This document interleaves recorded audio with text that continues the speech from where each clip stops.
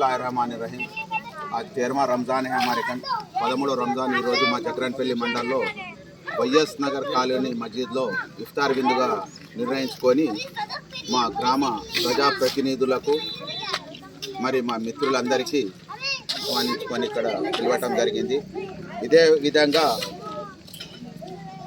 మేము హిందూ ముస్లిం సిక్ ఇసాయి సారే భాయ్ భాయ్ అన్నట్టు ప్రతిసారి ఏ పండుగలైనా ఏవైనా కానీ మాకు వాళ్ళకు మేమన్నట్టు అందరం కలిసిమెలిసి ఉంటాము। ప్రతి సందర్భంగా ప్రతి పండుగలలో మేమంతా కలిసిమెలిసి ఉంటాము।